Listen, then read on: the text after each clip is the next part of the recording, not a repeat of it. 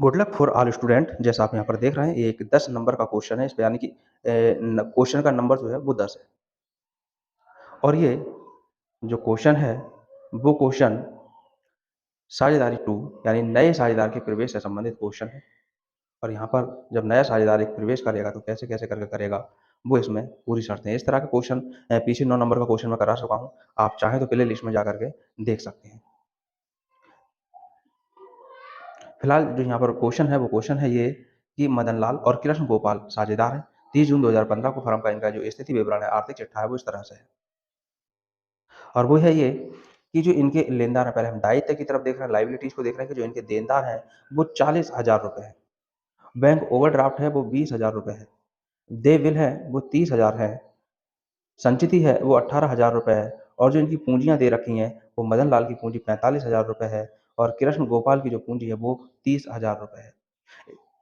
ये दायित्व इनके पास होगा। इसी तरह से इनकी जो संपत्तियां हैं वो संपत्तियां इनके पास में बैंक में रोकड़ है 60,000 रुपए। देनदार जो इनके हैं वो है 30,000 रुपए और जो फर्नीचर है वो है 12,000 रुपए। मशीनरी है वो है 24,000 रुपए और जो भवन है वो 57,000 रुपए है। इस तरह से इनके दोनों ही पक्षों का योग, दायित्व और संपत्ति का योग 1,83,000 है। अब आगे इन्होंने कुछ और तय किया और वो इन्होंने तय किया कि भाई एक व्यक्ति को और साझेदार हम अपने साथ में बना ले रहे हैं, यानी नए साझेदार को प्रवेश दिला देते हैं। और जिसमें इन्होंने राम गोपाल नाम के एक व्यक्ति को अपने साथ में सम्मिलित किया। जब राम गोपाल को इन्होंने अपने साथ में सम्मिलित किया तो इनकी शर्तें थी। वो क्या शर्तें थी? सबसे पहली शर्त दे रखी है कि मशीनरी, भवन और फर्नीचर पर 5% की दर से ह्रास लगाना, डेप्रिसिएशन लगाना है। दूसरी इनकी जो शर्त थी वो ये थी कि देनदारों पर 5% की दर से रिजर्व बनाना है, रिजर्व कोष में इनको रुपए जमा करना है। इसके बाद में इन्होंने शर्त बनाई कि ख्याति का मूल्यांकन जो है वो 32,000 आंका गया है। 32,000 यानी कि पूरी फर्म का ही 32,000 रुपया है। इसके बाद में इन्होंने शर्त लगाई कि राम गोपाल जो एक नया साझेदार हम जिसको मिला रहे हैं, वो 45,000 रुपये अपनी पूंजी के लिए लेकर के आएगा और फर्म के जो लाभ हानि होगी उसमें 1/4 भाग इनको मिलेगा। इसके बाद में यह आता है, सब साझेदारों के पूंजी खाते उनके लाभ विभाजन के अनुपात में कर दिए जाएं। एक ये पॉइंट बहुत ही एक नया पॉइंट है और वैसे कोई नया नहीं है, क्योंकि मैं इससे संबंधित एक क्वेश्चन 9 नंबर का क्वेश्चन मैं आपको करा चुका हूँ। आप चाहें तो प्ले लिस्ट में जाकर के देख सकते हैं, सीख सकते हैं। अब आगे ये क्या हमसे बनवा रहे हैं? ये हमसे बनवा रहे हैं लाभ हानि समायोजन खाता, यानी profit and loss adjustment account, जिसको रीवैल्यूएशन अकाउंट भी हम बोलते हैं। दूसरा है सभी साझेदारों के जो पूंजी खाते हमें बनाना है, बैंक खाता बनाना है और प्रारंभिक आर्थिक चिट्ठा हमें बनाना है, तैयार करना है। ये चीजें हमसे बनवाई जा रही हैं, क्योंकि सबसे पहले हमें सॉल्व करने से पहले क्वेश्चन समझ में आना चाहिए। तो मैं समझता हूँ क्वेश्चन हमारी समझ में आ गया होगा कि क्या क्या चीजें इसने हमसे पूछी है। अगर क्वेश्चन आपके पास में नहीं है तो आप इसका स्क्रीनशॉट ले सकते हैं। आप इसका अपने पास स्क्रीनशॉट ले सकते हैं। और ये जो क्वेश्चन है ये रीडर चॉइस की बुक में है और हो सकता है किसी और भी बुक में हो ये। कई सारी बुकों में बहुत सारे क्वेश्चन मिल जाते हैं, सेम हो जाते हैं। तो अब देर ना करते हुए क्वेश्चन, तो क्वेश्चन के अनुसार हमने यहाँ पर एक फॉर्मेट बनाया हुआ है। वो फॉर्मेट का जो नाम है वो क्या है? रीवैल्यूएशन अकाउंट, या फिर हम इसको प्रॉफिट एंड लॉस अकाउंट भी यहाँ पर लिख सकते हैं। क्योंकि मैंने आपको पिछले क्वेश्चन में बताया था कि रीवैल्यूएशन अकाउंट को ही एडजस्टमेंट अकाउंट बोला जाता है। पूरा नाम इसका profit and loss adjustment account होगा, जिसको मैंने शॉर्ट में पी एंड एल अकाउंट यहाँ पर लिख दिया। लेकिन आपको एक ही चीज लिखना है, या तो रिवैल्यूएशन अगर पूछा है, पुनर्मूल्यांकन खाता पूछा है तो रिवैल्यूएशन लिख देना, और प्रॉफिट एंड लॉस अगर लाभ हानि समायोजन पूछा तो प्रॉफिट एंड लॉस अकाउंट यहाँ पर लिख देना। एक ही चीज लिखेंगे क्वेश्चन के अनुसार। फिलहाल हम इसमें करते क्या है, वो सिर्फ थोड़ा सा इसको समझना है। कॉलम्स वही है, पर्टिकुलर्स अमाउंट, एक डेबिट और एक क्रेडिट। जब किसी संपत्ति के मूल्य में वृद्धि होती है, किसी संपत्ति के मूल्य में अगर वृद्धि होती है तो उसको क्रेडिट पक्ष के अंदर लिखा जाता है वृद्धि को। अगर किसी संपत्ति के मूल्य में कमी होती है तो उसको लिखा जाता है डेबिट पक्ष में। इसको आप जर्नल की एंट्री जो बताई है उनको भी अगर देख लेंगे तो उससे भी समझ लेंगे। जब जर्नल से लेजर में पोस्टिंग की जाती है तो उसी हिसाब से यहाँ पर वही सिस्टम है, लेकिन मैं डायरेक्टली बिना जर्नल के ही आपको बता रहा हूँ। अगर वृद्धि हुई है संपत्ति के मूल्य में तो उसको हम यहाँ लिखेंगे डेबिट पक्ष में, और कमी हुई है तो क्रेडिट पक्ष में। लेकिन इस क्वेश्चन के अंदर क्या हुआ था? इस क्वेश्चन के अंदर किसी भी संपत्ति में वृद्धि नहीं हुई थी। इस क्वेश्चन में, ये क्वेश्चन हमारे पास में है, क्वेश्चन नंबर 10 जो था मैंने अभी आपको दिखाया था। यहाँ लिखा है देनदारों देनदारों पर 5% की दर से रिजर्व करना है। ये तो रिजर्व करना है। आप जो दे रखा है मशीनरी, भवन और फर्नीचर पर 5% की दर से ह्रास लगाना है। यानी ये क्या होता है, कमी हुई है मशीनरी, भवन और फर्नीचर पर 5% की दर से, और देनदारों पर जो रिज़र्व बनाया जाता है, वो भी हमारी कमी ही कहलाती है। तो यानी कि इन दोनों ही चीज़ों को, पॉइंट आ और पॉइंट बा, दोनों में जितनी भी चीज़ें दे रखी हैं, सब में कमी है और किसी भी चीज़ में कोई वृद्धि नहीं हुई है। नहीं हुई है तो हम इनकी जो कमियाँ हैं, वो कमियाँ निकाल करके, कैलकुलेट करके और यहाँ पर हम लिख देंगे। कैसे करके लिखेंगे वो थोड़ा-सा हम यहाँ पर देखते हैं, समझते हैं। सबसे पहले मशीनरी की बात कही गई थी, तो हम यहाँ पर लिखेंगे टू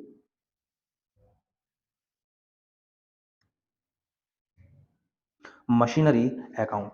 सबसे पहले मशीनरी अकाउंट में कमी हुई थी और दूसरे नंबर पर जो कमी उन्होंने बताई थी, वो कमी बताई थी भवन पर और फर्नीचर पर। अब भवन और फर्नीचर दोनों अलग-अलग दे रखे थे संपत्ति में, तो फिर भवन और फर्नीचर हम अलग-अलग करके ही लिख देंगे। दूसरे नंबर पर हमने यहाँ पे लिख दिया टू भवन। भवन को इंग्लिश में बिल्डिंग अकाउंट बोला जाता है, वो हमने यहाँ पर बिल्डिंग अकाउंट लिख दिया। और तीसरे नंबर पर इन्होंने कहा है कि जो कमी हुई है वो फर्नीचर में हुई है, तो हमने यहाँ पर फर्नीचर को लिख दिया, फर्नीचर अकाउंट। यहाँ पर इन चीज़ों में कमी हुई थी, जिन चीज़ों में कमी हुई वो हमने डेबिट पक्ष में लिख लिया है, और एक जो रिज़र्व बनाया था, उस रिज़र्व को भी हम यहाँ पर लिख देंगे। तो रिज़र्व के लिए जो हम लिखेंगे, देनदारों पर किया जाता है, तो जिसके लिए हम बना देंगे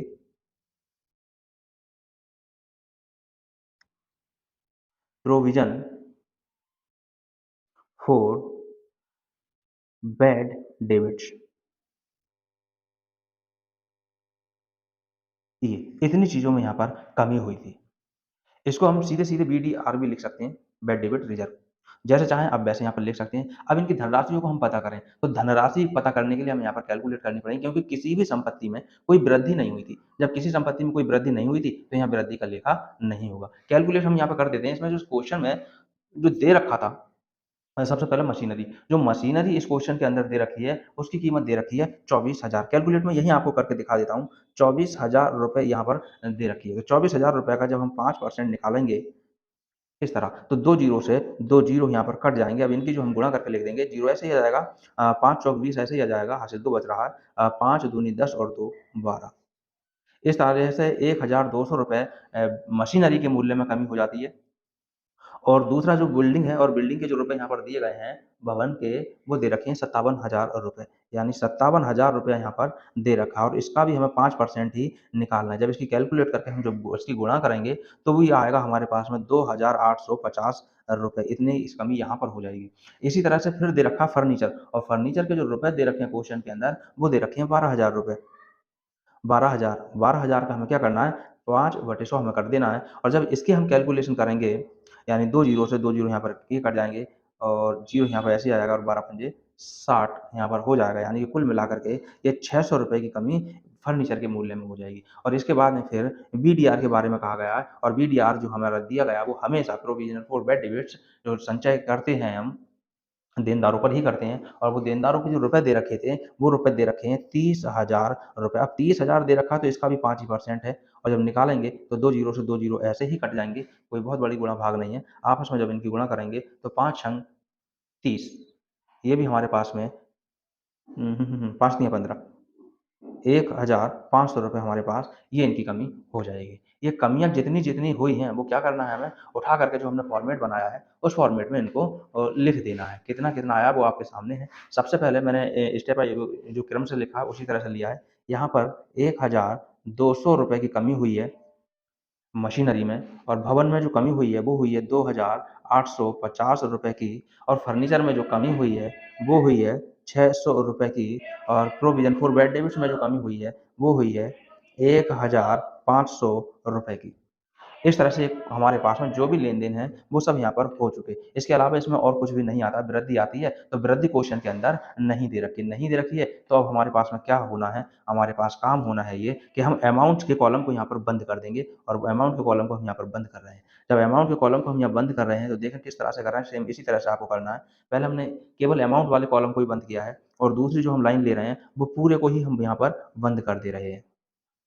इस तरह से अब हमारे पास में जो काम है, वो क्या काम है कि अब हमारे पास इन सब का हमें टोटल कर लेना है। जब इन सब का हम टोटल कर रहे हैं, तो ये टोटल हमारे पास में आ रहा है ₹6,150, क्योंकि क्रेडिट पक्ष में कुछ है ही नहीं, तो इसी धनराशि को उठा करके हम क्रेडिट पक्ष में भी ले जाएँगे, 6,150।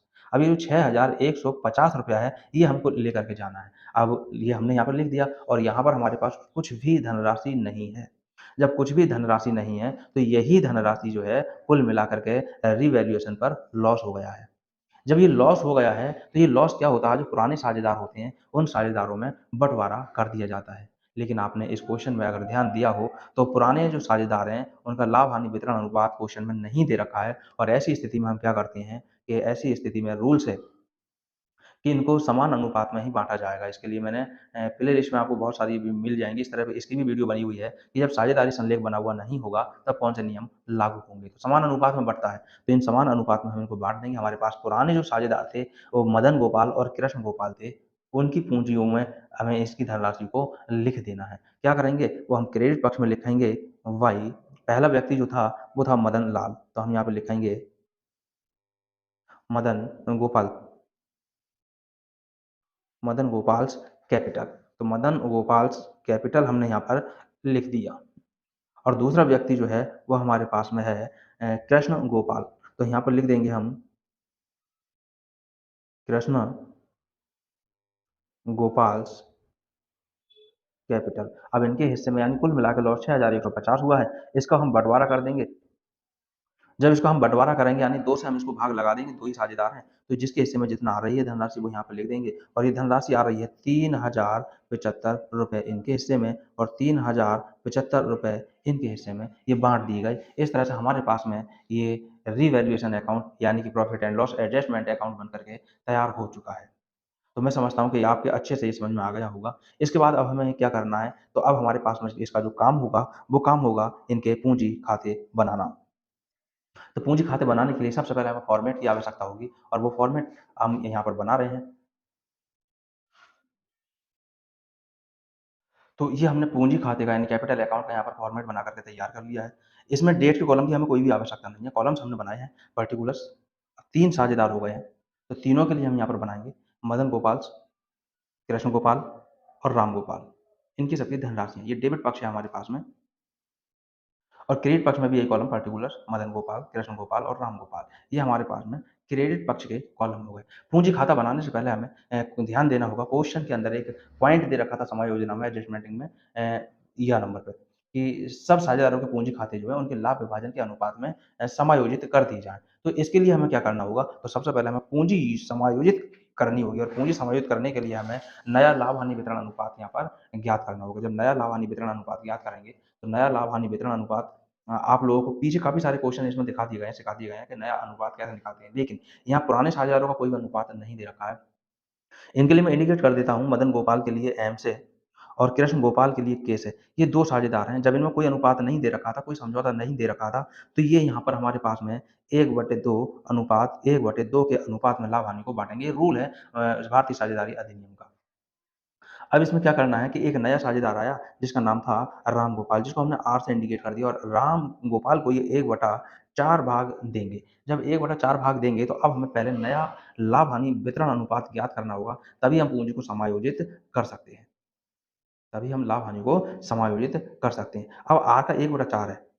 जब इनका ये समान अनुपात में है, तो इस नए साझेदार को इनसे समान अनुपात में ही मिलेगा। यानी पुराने 2 हैं, तो जो 1/4 भाग है, इस 1/4 भाग का 1/2 भाग कर दिया जाएगा और 1/2 भाग जो इसका होगा, वो होगा 1/4 दूनी 8, 8 भाग, 1/8 भाग। अब ये 1/8 भाग जो है,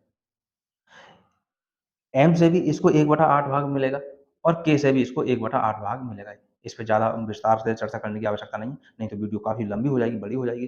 तो अब हमें क्या करना है भई, हमारे पास में अब क्या करना है, अब हम पुराना साझेदार जो हमारे पास में एम है, इस एम को देखेंगे, यानी मैम यानी कि मदन गोपाल, इसका पुराना भाग देखें।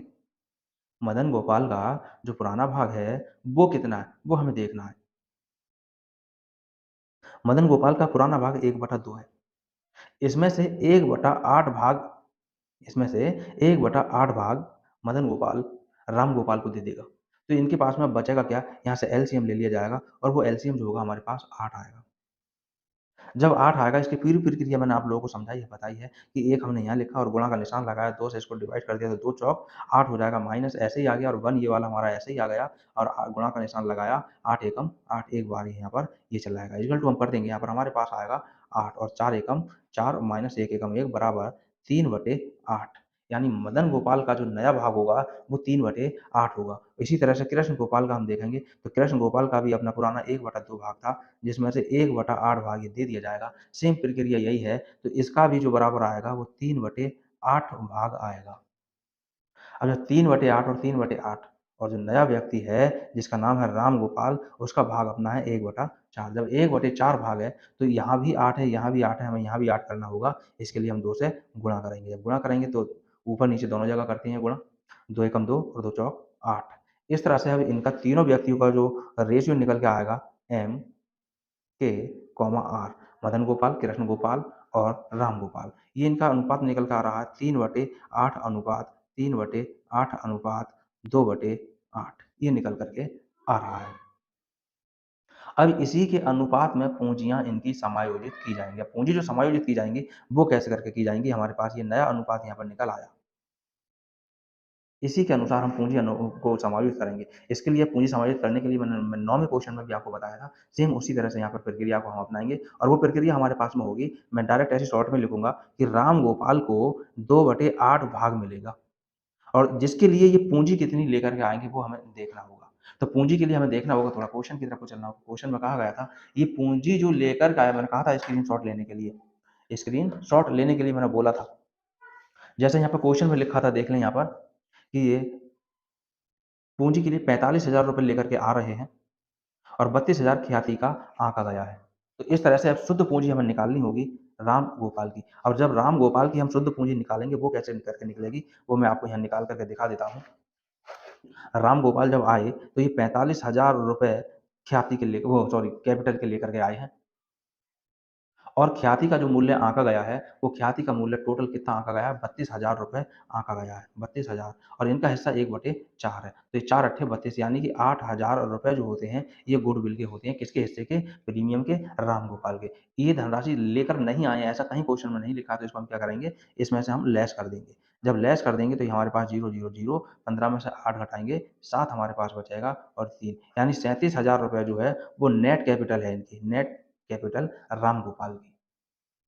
तो जो नेट कैपिटल हुई वो कितनी हुई? वो हुई 37,000 रुपए। तो इसी तरह से 2/8 भाग के लिए जब इनकी पूँजी 37,000 रुपए है, तो फिर जो पुराने साझेदार हैं मदन गोपाल का अब भाग कितना है? 3/8 है। 3/8 भाग के लिए इनकी पूँजी कितनी होनी चाहिए? कितनी थी उससे अब कोई भी मतलब नहीं है। अब मतलब है ये 37,000 रुपए है नए की।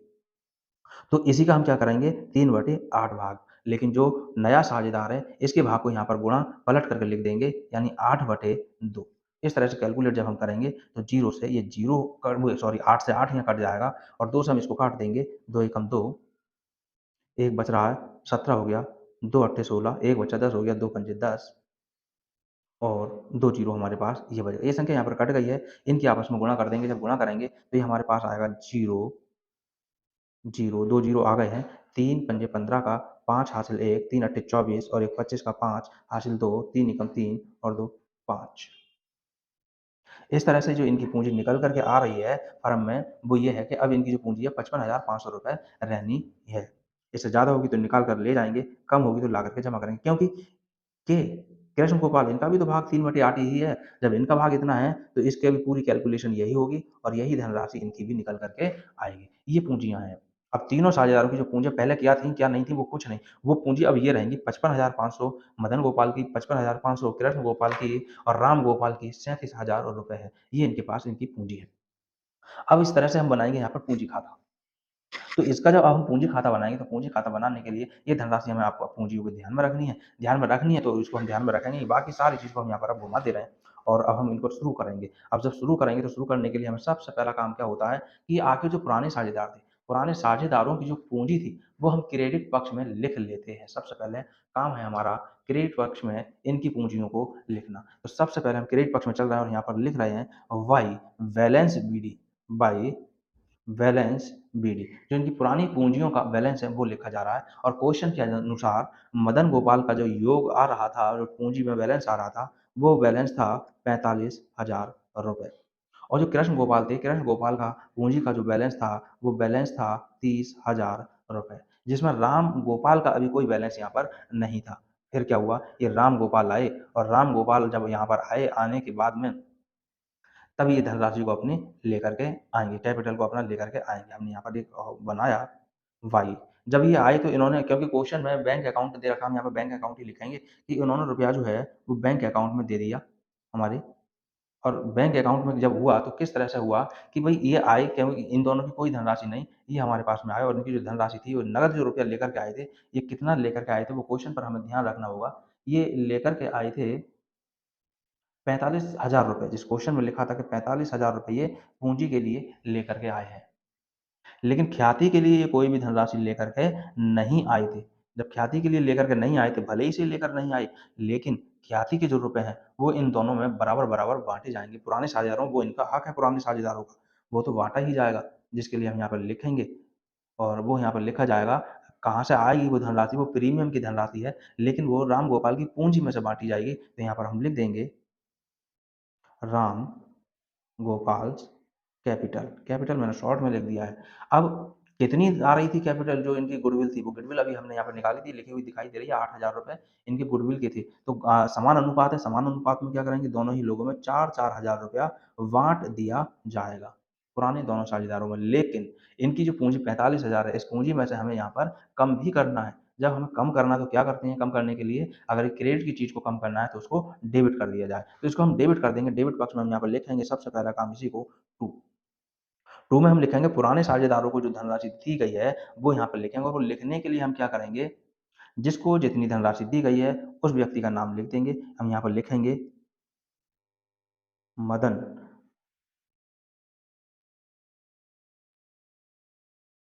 कैपिटल अकाउंट और दूसरा व्यक्ति है कृष्ण गोपाल।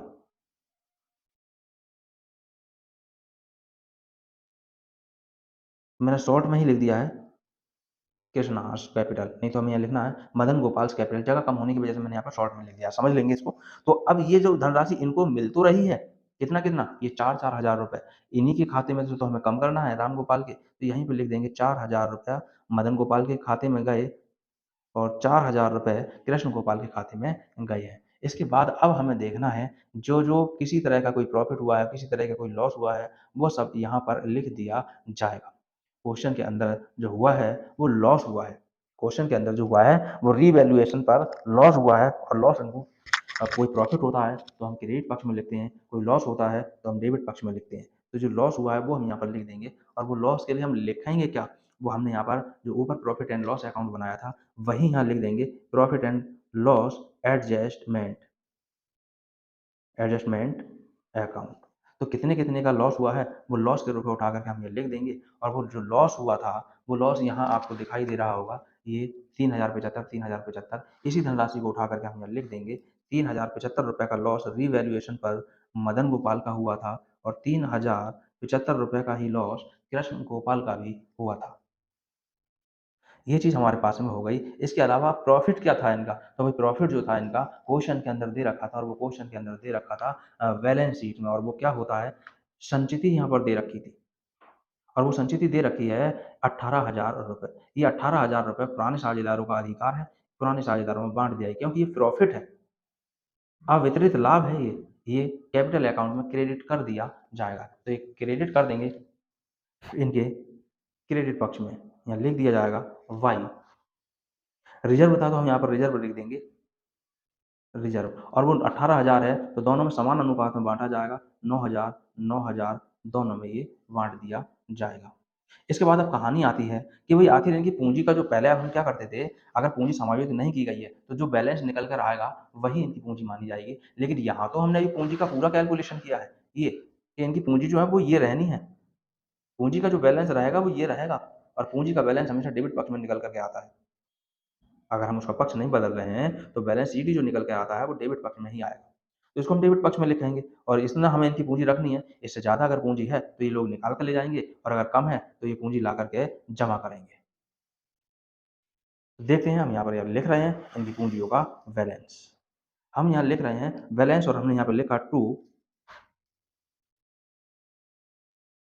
बैलेंस सीडी, यानी जो इनकी पूँजियाँ रहेंगी, वो ये रहेंगी 55,500 रुपए मदन गोपाल की और 55,500 रुपए कृष्ण गोपाल की और जो राम गोपाल है, इनकी तो पूँजी रहेगी ही रहेगी 37,000 रुपए। 37,000 कैसे रहेगी? ये 45,000 लाए थे और 8,000 रुपए ख्याति के लेस कर दिए जाएँगे। इस तरह से ये इनके पास में रहेगा। अब जब रहेगा तो अब हमें क्या करना है? अब हमें करना है टोटल और बैलेंस। अब टोटल और बैलेंस जो निकल के आएगा, वो बैलेंस अगर डेबिट पक्ष में निकल कर आया, तो इसका मतलब है कि इनकी धनराशि ज़्यादा हो रही है, ये निकाल के ले जाएँगे। जैसा 9 में क्वेश्चन में था, धनराशि ज़्यादा हुई थी, निकाल कर ले गए। अब इस क्वेश्चन में क्या होगा? ज़्यादा होगी, कम होगी, अगर क्रेडिट पक्ष में बैलेंस निकल के आ रहा है, तो इसका मतलब ये धनराशि इनको लाकर बैंक में यहाँ पर जमा करनी होंगी। इसके लिए हम कॉलम्स को यहाँ पर बंद कर रहे हैं।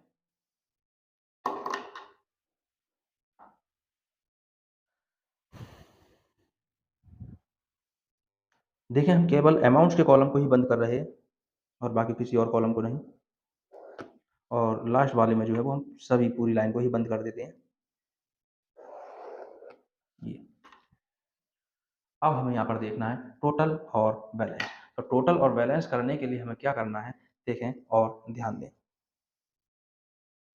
जैसे यहाँ पर दिखाई दे रहा है, ये 55 और 3 58, 58,575 हो रहा है। ये भी 58,575 ही हो रहा है। और यहाँ पर ये 45 और 4 ये हमारे पास में हो रहे हैं 49, 49 और 9 58, यानी कि क्रेडिट पक्ष का योग ज़्यादा दिखाई दे रहा है। अगर फिर भी कोई कन्फ्यूजन अगर है, तो इन टोटल्स को हम अलग-अलग करके देख लें। पहले हम मदन गोपाल की यहाँ बात कर ले रहे हैं और मदन गोपाल का जब हम टोटल करके देख रहे हैं, तो ये टोटल हमारे पास में वैसे पता है अच्छे से, क्योंकि मैं इस सवाल को कर चुका हूँ पहले ही। तो ये हमारे पास में जो टोटल आएगा, ये जितना भी आ रहा है, वो हम क्रेडिट पक्ष में जोड़ करके लिख देंगे। जब क्रेडिट पक्ष में हम इसको जोड़ करके लिखेंगे, टोटल हमारे पास हो रहा है 0 ऐसे ही आ गया, 0 ऐसे ही आ गया, 0 ऐसे ही आ गया, 5 4 9 और 9 18 का 8 हासिल 1। यहाँ हमारे पास में है 4, 4 और 1 5। ये हमारे पास 58,000 रुपए आ रहा है।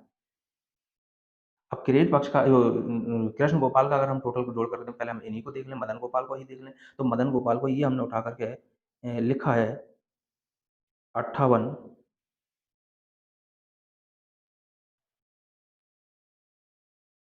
नहीं, ये कहाँ डेबिट पक्ष का टोटल ज़्यादा हो रहा है, 58,575 रुपए हो रहा है और ये केवल 58,000 हो रहा है। तो इसका मतलब है जो टोटल डेबिट वाला है, वो दोनों पक्षों में लिखा जाएगा 58,575।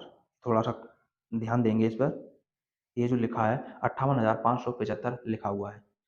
यानी जो टोटल ज़्यादा था वो हमने टोटल लिख दिया और इसका टोटल पूरा 58,000 हो रहा है, तो 58,000 को हम क्या करेंगे, इसमें से घटा देंगे। जब घटाएँगे तो हमारे पास बचेगा क्या? वही 58,575 में से 58,000 घटा देंगे तो 575 ही बचा केवल। और वो कम किधर था? वो क्रेडिट पक्ष में कम था, तो क्रेडिट पक्ष में लिख दिया जाएगा ₹575। अब हम टोटल देखेंगे कृष्ण गोपाल का, तो कृष्ण गोपाल का यहाँ जो टोटल आ रहा है, वो टोटल है 30 4 34 34 और 9 43,000 रुपए। और जबकि यहाँ पर 55,000 तो ये है और ये 58,075 हो रहा है, तो यानी डेबिट पक्ष का ही टोटल यहाँ पर ज़्यादा हो रहा है। 55,000 हुँ, हुँ, हुँ, 58,575 ₹58,575 ये ज़्यादा है, तो 58,575 हमने यहाँ पर लिख लिया। क्योंकि ये ज़्यादा है, इसलिए ये दोनों तरफ यही लिखा जाएगा ₹58,575। अब 58,575 में से जो ये टोटल आ रहा है पूरे का पूरा, इसको घटा देंगे। जब इसको हम घटाएँगे, ये हो कितना आ रहा है? ये 43,000 हो रहा है, फिलहाल इसको हम डायरेक्ट यहाँ घटा रहे हैं, 5 में से 0 घटाएँगे तो ये 5 बचेगा, 7 हमारे पास ऐसे ही आ जाएगा, 5 हमारे पास ऐसे ही आ जाएगा। अब ये हो रहा है 9 4 13 3 है, 3 8 में से 3 घटाएँगे तब ये हमारे पास में 5 ही आएगा। और यहाँ पर हमारे पास में 5 है और ये हमारे पास 4 है, 5 में से 4 घटाएँगे तो ये 1 बचेगा। आप अपने यहाँ अलग लिख करके जोड़ करके घटा देना, तो ₹15,575। अब एक चीज़ हम यहाँ पर देखें और वो चीज़ देखेंगे लास्ट वाले साझेदार को, जो नया साझेदार है वो। इनका टोटल यहाँ पर हमारे पास ₹45,000 हो रहा है और यहाँ भी इनका टोटल जो है वो हमारे पास ₹45,000 ही हो रहा है। 4 4 8 7 15 का 5 8 से 3 और 1 4, इस तरह से हमारे पास में बैलेंस आ गया। मैंने पहले ही बता चुका हूँ कि अगर बैलेंस अब जो निकल कर आ रहा है, अगर डेबिट पक्ष में निकल कर के आता, तो इसका मतलब है ये धनराशि इनकी पूँजी में से कम की जा रही है। लेकिन अगर क्रेडिट पक्ष में निकल कर आया है, तो इसका मतलब है ये पूँजी इनको अब यहाँ पर वृद्धि करनी है, यानी इतने रुपए इनके कम रह गए हैं, वो इनको लेकर के ला कर के जमा करने। तो इन लोगों ने क्या किया है, इन लोगों ने ला कर के बैंक में हमारे फर्म की जो बैंक खाता है उसमें जमा किया है। इसलिए हम यहाँ पर यहाँ लिख देंगे बैंक अकाउंट। इस तरह से हमारे पास पूँजी खाता बन के तैयार हो चुका है। जैसा आप यहाँ पर देख सकते हैं इस चीज़ को हमें समझना होगा। अगर आप 9वें क्वेश्चन को देखेंगे तो इनका जो बैलेंस ये निकल कर के आया था, जिसको हमने कैश अकाउंट या बैंक अकाउंट लिखा होगा, वो डेबिट पक्ष में आया था। डेबिट पक्ष में आया तो उसका मतलब समझ लें कि वो धनराशि इतनी जो है वो फर्म में ज़्यादा थी और ये नए पुराने साझेदार हैं वो निकाल कर ले गए। और क्रेडिट पक्ष में अगर इनका बैलेंस आया तो इसका मतलब है ये धनराशि इनकी पूँजी की कम इसमें पड़ी। जब कम पड़ी तो ये फर्म में इतने रुपए ला कर के इसको जमा करेंगे और वो लाकर इन्होंने जमा कर दिए। इस तरह से अब इनका पूँजी खाता बनकर तैयार हो गया और जो पूँजियाँ निकल के आई हैं तीनों लोगों की, वो हमारे पास में ये हैं। ये मदन गोपाल की जो पूँजी है वो हमारे पास 55,500, कृष्ण गोपाल की 55,500 और राम गोपाल की 37,000। ये नई फर्म की अब यहाँ पर बात चल रही है। तो इस तरह से पूँजी खाता हमारे पास कंप्लीट होता है। पूँजी खाते के बाद अब हम तैयारी कर रहे हैं बैलेंस शीट की। और जब बैलेंस शीट की हम तैयारी कर रहे हैं तो बैलेंस शीट के बारे में हमें सीख तो पहले भी चुके हैं, एक बार फिर हम इसको देख लेते हैं। पहले हम लायबिलिटीज़ जो साइड है इसका काम पूरा कर लेते हैं, क्योंकि हमारा ये नया आर्थिक चिट्ठा होगा। सबसे पहले क्वेश्चन के अंदर दे रखा था लेनदार, लेकिन हम लेनदार को ना लिखकर सबसे पहले हम कैपिटल को लिख रहे हैं। हमने यहाँ पर हेडिंग डाला कैपिटल अकाउंट, ये हमारा पड़ गया कैपिटल अकाउंट। और कैपिटल अकाउंट जो 3 लोगों की है, तो तीनों लोगों का हम यहाँ पर नाम लिख देंगे, मदन, गोपाल और दूसरा व्यक्ति है कृष्ण गोपाल और जो तीसरा व्यक्ति है वो ये है राम गोपाल। ये 3 साझेदार हो गए हैं अब। और जो पूँजी अभी के हमारे पास निकल कर के आई है, जो हमने निकाली है, यही पूँजी अब इनकी रहनी है। तो इन्हीं की पूँजी को हम लिख रहे हैं, ये 55,500, 55,500 और इनकी जो पूँजी है वो 37,000 है ये। इस तरह से ये पूँजी इनकी अपनी-अपनी अलग-अलग हो गई, लेकिन पूरी फर्म की जो पूँजी हो गई, वो कितनी पूँजी होगी वो हमें देखना है और इसको लिखना है। जब देखेंगे तो ये पूँजी हमारे पास में हो रही है 0, 0, 0, 3 जीरो का कैसे 0, 0, 5 और 5 10 का 0 हासिल 1, 6, 5, 11 और 7, 18 का 8 हासिल 1, 6, 5, 11, 11 और 3, 14, 1,48,000 रुपए की जो है ये पूँजी, वो इनकी पूँजी यहाँ पर हो रही है। इसके बाद अब हम क्या करेंगे, जो हमारा पास जो भी कुछ दे रखा था पुरानी बैलेंस शीट में, वो देखेंगे। मैंने कहा था स्क्रीनशॉट लेने को, वो आपने ले लिया होगा। तो सबसे पहले क्रेडिटर्स यहाँ पर दे रखे हैं, तो हमने यहाँ पर लिख दिया है क्रेडिटर्स। और जो क्रेडिटर्स क्वेश्चन में दे रखे थे उसमें कोई परिवर्तन कुछ भी नहीं हुआ था, तो जितना था हमने उसी तरह से लिख दिया, 40,000 रुपए उनका था। इसके बाद में बैंक ओवरड्राफ्ट था, विल, पेविल और वो जिसकी धनराशि थी इसका कोई प्रभाव नहीं पड़ा था, 20,000 की धनराशि थी, वो 20,000 हमने यहाँ पर लिख दिया है। इसके बाद में बैंक ओवरड्राफ्ट रहा, 20,000 था, ये बैंक ओवरड्राफ्ट के थे, तो इसे लिख देते हैं, पूरा ही लिखेंगे, बैंक ओवरड्राफ्ट। इसके बाद में फिर हमारे पास जो था, वो था दे विल यानी बीपी, बिल पे बिल। और बिल पे बिल के जो रुपए हमारे पास क्वेश्चन में दे रखे थे पहले से, वो था 30,000 रुपया। वो हमने यहाँ पर 30,000 रुपए यहाँ पर एंट्री यहाँ कर दिया है। संचिति जो थी वो यहाँ पर बढ़ गई, तो यहाँ पर अब नहीं लिखी जाएगी। अब संपत्ति पक्ष में इसके चलते हैं, तो संपत्ति पक्ष में जो संपत्तियाँ दे रखी थी उनके बारे में हम यहाँ पे लिखेंगे। सबसे पहले दे रखा था बैंक में रोकड़, बैंक में रोकड़। अब बैंक में रोकड़ जो थी वो कैसे-कैसे हम लिख रहे हैं, लिख रहे हैं कैश इन बैंक। मैं यहाँ पर हिंट्स में ब्रैकेट में यहाँ लिख के देता हूँ, पहले इनकी पुरानी देख लो कैश कितनी थी बैंक में। तो पुरानी बैंक में जो कैश थी, बैंक में रोकड़, वो 60,000 रुपए था। 60,000 रुपए। तो इस तरह 60,000 रुपए तो ये पहले से ही था। जब नया साझेदार आया, तो नया साझेदार 45,000 रुपए लेकर के आया था। 45,000 रुपए और बढ़ गए। इसके साथ-साथ जो ये अभी पुराने साझेदार हैं, इनकी पूँजियाँ कम पड़ी, तो ये धनराशियाँ भी ला कर के इन लोगों ने जमा की। जब इन लोगों ने जमा की तो कितनी-कितनी जमा की, ₹575 एक व्यक्ति ने जमा की और 15,575 रुपए एक व्यक्ति ने जमा किया। 15,575। इस तरह से इन सभी धनराशियों को जोड़ लिया गया। जब इन सभी धनराशियों को जोड़ लिया जाएगा तो ये धनराशि हमारे पास में बन रही है 1,21,150। ये धनराशि इनकी बैंक में अब जमा है इस समय। इसके बाद जो संपत्तियाँ थीं, उन संपत्तियों को लिख दिया जाएगा। संपत्ति सबसे पहले यहाँ पर दिखाई गई है, डेब्टर्स। डेब्टर्स यहाँ पर दे रखे हैं और जो डेब्टर्स यहाँ दे रखे हैं, वो डेब्टर्स की जो धनराशि दे रखी है, वो 30,000 रुपए दे रखी है। मेरे पास जगह कम है, इसलिए मैं थोड़ा ब्रैकेट में इनको लिख रहा हूँ। तो 30,000 रुपए तो था, इसमें से देनदारों के लिए कुछ आयोजन किया गया था और देनदारों के लिए जो क्या आयोजन किया गया था, वो आप यहाँ पर देख सकते हैं, reserve provision for bad debts यानी 1,500 रुपए। तो इस धनराशि में से 1,500 रुपए की धनराशि को हम लेस कर देंगे 1,500 को। जो बचेंगे वो अब सही शुद्ध डेब्टर्स हमारे पास में बचेंगे। जिसकी धनराशि हमारे पास 28,500 बनती है, तो 28,500 की धनराशि हमने यहाँ लिख दी। इसके बाद अगली संपत्ति का नंबर आया और वो संपत्ति का नाम दे रखा है फर्नीचर। फर्नीचर की जो धनराशि पहले से दे रखी थी, वो धनराशि दे रखी थी ₹12,000। अब ₹12,000 थी, लेकिन फर्नीचर पर भी डेप्रिसिएशन लगाया गया था फर्नीचर पर ₹600। तो इस ₹600 को हम यहाँ से लेस कर देंगे और जब लेस कर देंगे तब इसकी धनराशि हमारे पास जो बचेगी, वो बचेगी ₹11,400। हमने ₹11,400 ये लिख दिया। इसके बाद अगली संपत्ति जो हमारे पास है, वो मशीनरी दे रखी है। मशीनरी। अब मशीनरी की पहले से जो कीमत दे रखी है, वो 24,000 दे रखी है, ₹24,000। लेकिन इस पर भी डेप्रिसिएशन लगाया गया था मशीनरी पर और वो लगाया था ₹1,200। तो हम यहाँ पर ₹1,200 को लेस कर देंगे, कम कर देंगे। जब हम इसको लेस कर देंगे तो ये ₹22,800 यहाँ पर बच रहे हैं। ₹22,800 हमने यहाँ लिख दिया, ₹22,800। इसके बाद अगली जो संपत्ति हमारे पास बच रही है, वो बच रहा है भवन, जिसको बोलेंगे बिल्डिंग। और बिल्डिंग के जो पहले से रुपए दे रखे थे, वो दे रखे थे ₹57,000। ₹57,000 और बिल्डिंग पर भी जो लगाया गया था ह्रास, वो था 2,850। यहाँ ₹2,850 हमने यहाँ से लेस कर दिया है और लेस करने के बाद में ये हमारे पास जो बन रहा है, वो कितना बन रहा है? वही वो हमारे पास में बन रहा है 54,150। ₹54,150 हमारे पास ये बन रहा है।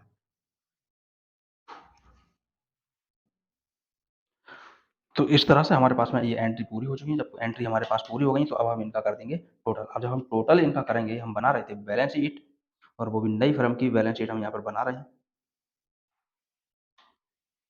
अमाउंट के कॉलम को हम यहाँ पर बंद कर देते हैं।